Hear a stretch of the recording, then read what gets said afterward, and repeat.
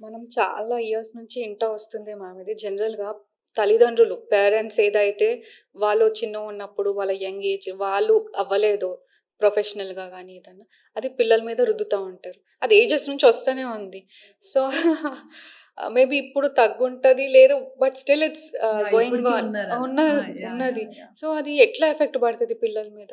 So, basically parents సాధించలేనిది పిల్లలు చేయాలనుకోవడం అది normal parent tendency.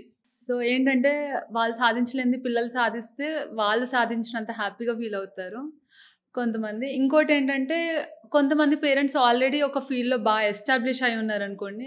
పిల్లల్ని గైడ్ చేయొచ్చు. అదే ఫీల్డ్‌లో వాళ్ళకి ఈజీ అయిపోతుంది అన్న ఒక ఇంటెన్షన్‌తో గూడా ఉంటారు. ఆహ్, అవును. యాహ్! కొంతమంది దాని ప్రెషర్ గూడా ఉంటుంది.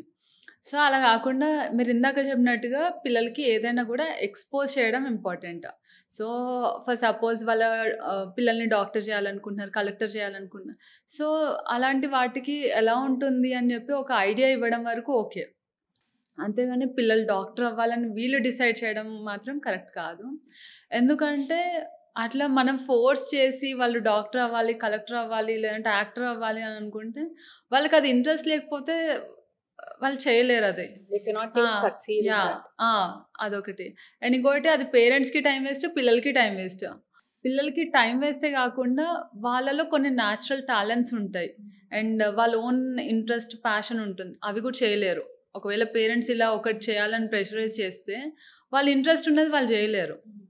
అండ్ ఫర్ సపోజ్ మనం ఎగ్జాంపుల్ తీసుకుంటే 'సచిన్ టెండూల్కర్‌ని' వాళ్ళ పేరెంట్స్ "నువ్వు మ్యూజిషియన్ అవ్వాలి" అని ఫోర్స్ చేసుంటే ఇప్పుడు ఆయన అంత పెద్ద క్రికెటర్ అయ్యేవాడు గాదు. సేమ్ వే 'ఏఆర్ రెహమాన్‌ని' వాళ్ళ పేరెంట్స్ "నువ్వు క్రికెటర్ అవ్వాల్సింది" అని జెప్పేసి ఫోర్స్ చేసుంటే అంత పెద్ద మ్యూజిషియన్ అయ్యేవాడు గాదు. సో, అలా గాకుండా పిల్లలకి ఏది ఇంట్రెస్ట్ ఉందో అది ఎంకరేజ్ చేయడం చాలా ఇంపార్టెంట్.